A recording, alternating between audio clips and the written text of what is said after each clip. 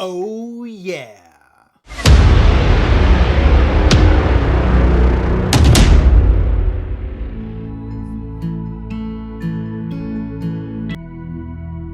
So for step 14, you can see that we need the springs, we need this damper shaft, and then there's this little piece.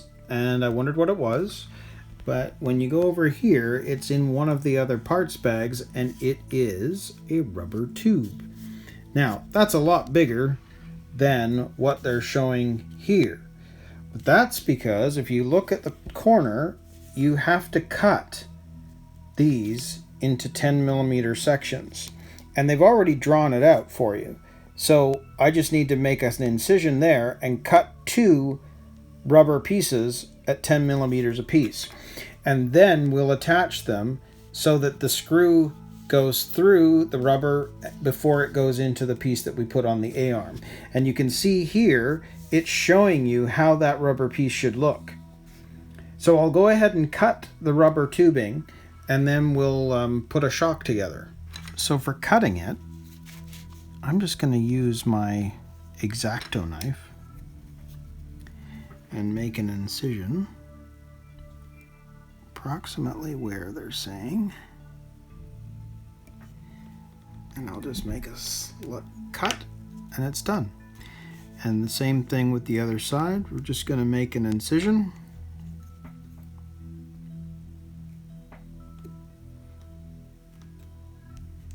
And it's fairly easy to cut. So now there's our 2 10mm pieces. And I might just clean it up a bit, but they are correct, and move on to the next part. So what we first need to do is grease up the screw.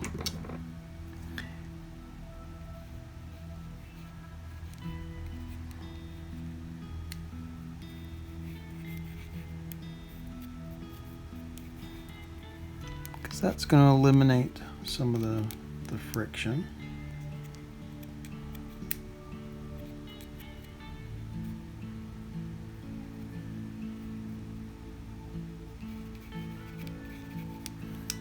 Then what we're going to do, based on what we're seeing here, it's got to go into the hole.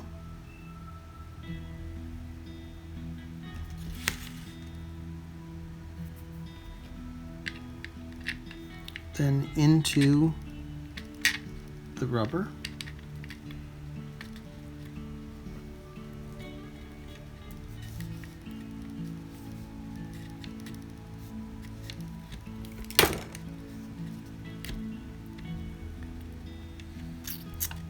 Then onto the spring.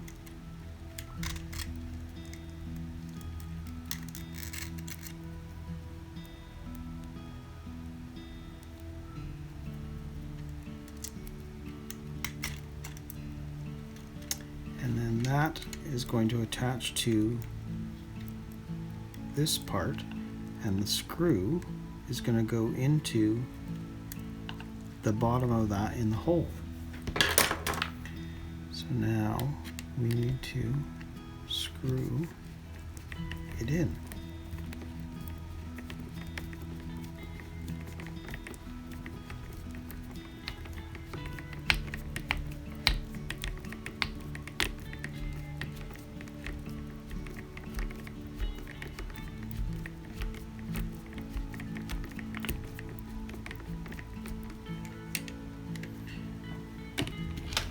Now we have our suspension.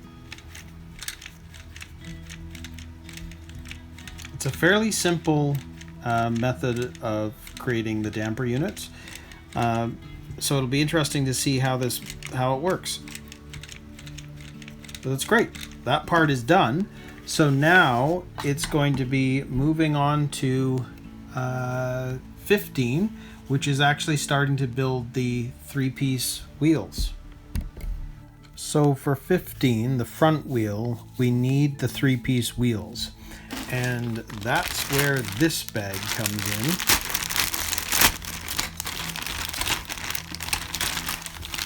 So we'll just start off with this one.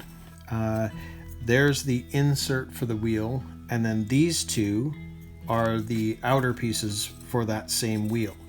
So I'm going to take these off the tree and then clean them up, and then I'll walk you through how to put those tires together, or the wheels together, I should say. So here's one set. I've already cleared off all the excess plastic on these. So those are your 3-piece wheels, and now you need a tire. So we're going to go back into here and grab a tire. So we'll open this bag.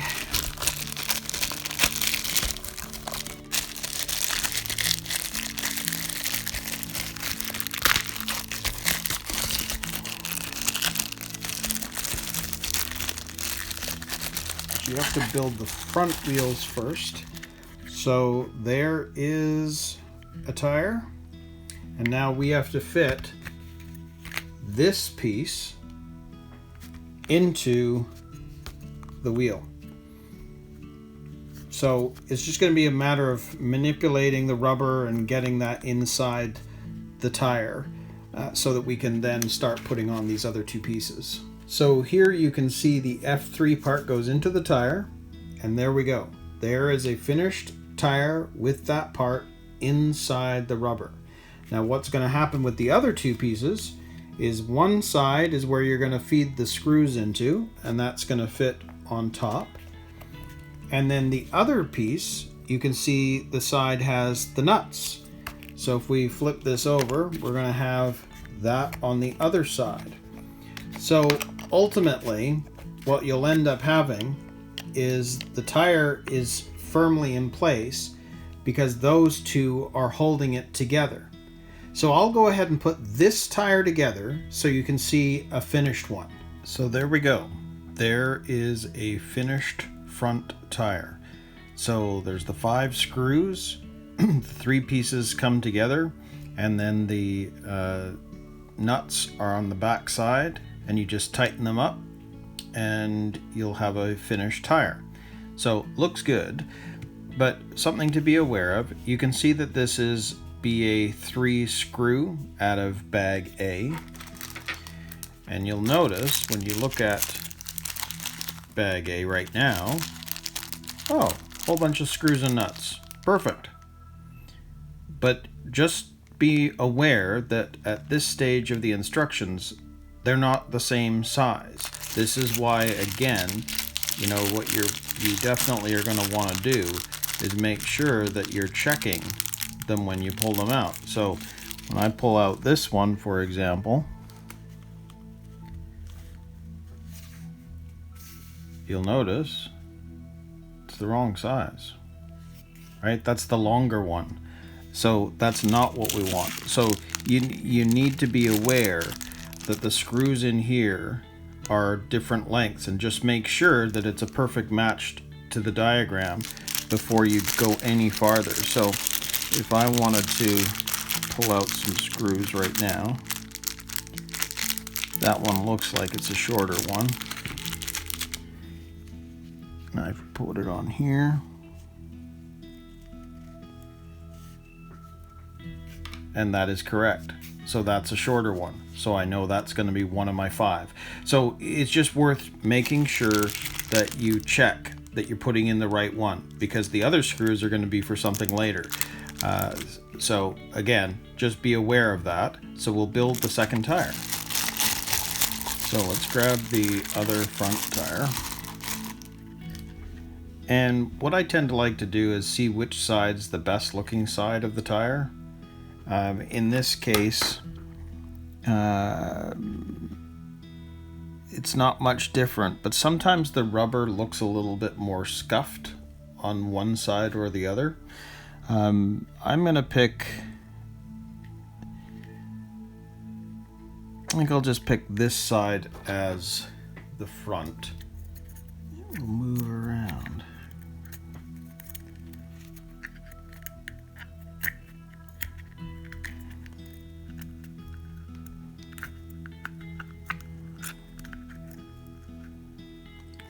They say you've got to kind of turn it as you're putting it in, which I can feel it going in properly for sure.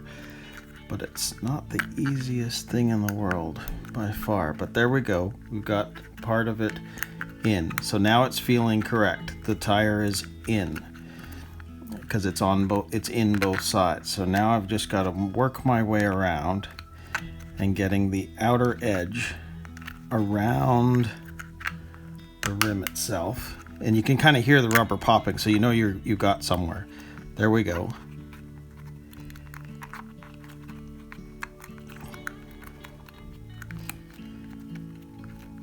Okay, so there we go. There is one piece inside the rim. So now what we're going to do is we're going to put these pieces and make sure that they match up to the star.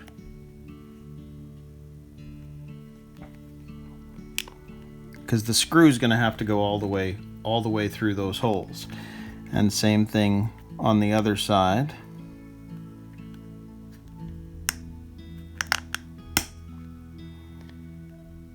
More or less. So there, I can tell it's not quite on right, so I'm going to have to shift it a bit. Which, that seems to have done it. So then, stick the screw through, and you can see it's come out the other end. I'm going to take one of our little nuts, put it over top, and then hold it down with my finger, and then start screwing it in. And it'll grab, which it has done.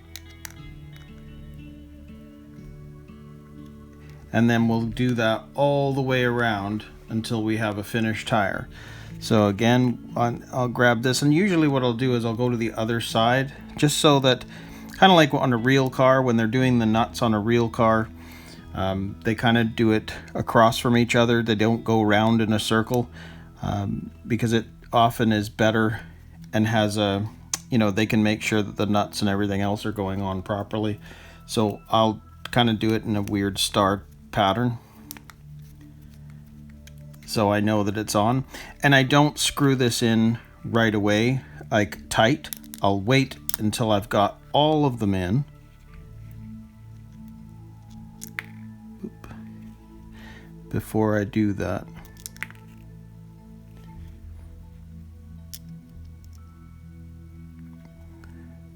Push that in. Like that.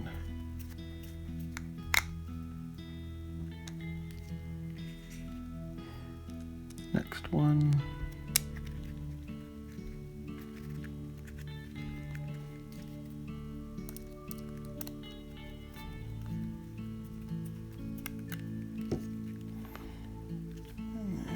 Grab the nut. Finger on the nut.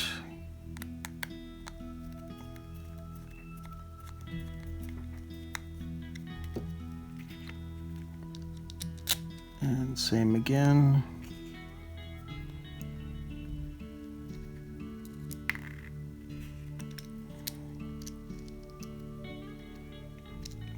Put the finger on the nut.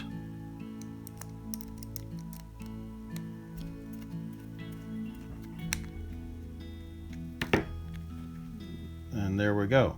So I'm just going to tighten those up. So there we have the finished front tires for step 15. Now, before I move on to 16, I'm going to do one other thing, and that is paint the lettering on the tire. You can see it says the Smoothie, Sand Tires Unlimited. So that is all going to get painted with one of these.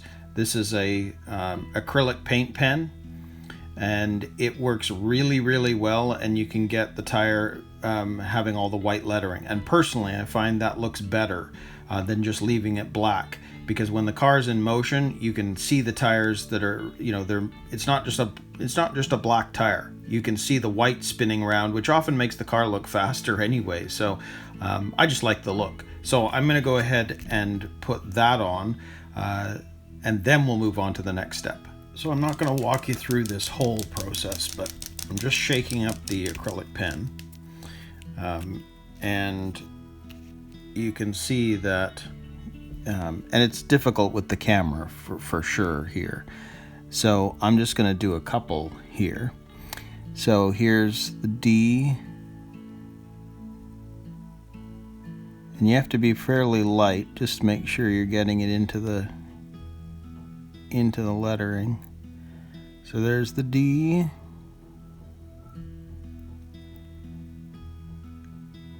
And I mean, it's not going to be perfect. There might even be a little bit of runoff, which I've had before on other ones that I've done.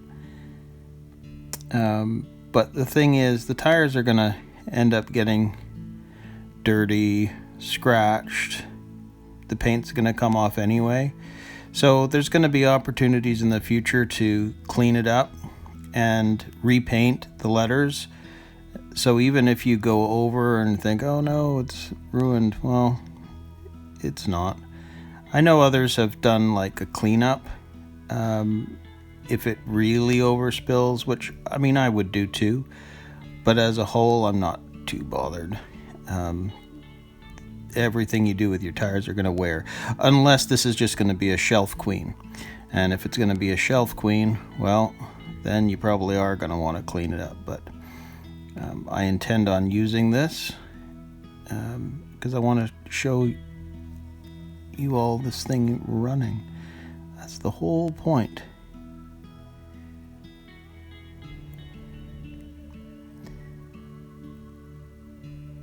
But I mean, I just like it because it just stands out. I mean, you can tell that it's popping, and the tire itself's not that exciting, but if you do something like this to it and picture it spinning, you're going to see all this. So I just think that's great. So I'll just finish this one letter. You get the idea. I've gone a little over with that one. Might try to clean it up a little bit, but I mean, you get the idea. And so here's the other one which I finished. And I might go over it again because the lettering, the paint wasn't going on as clean. Like you can see that that's much more white than this one. But I'm just going to do the same thing, clean it up, and then we'll move on to step 16. But I just think that looks great.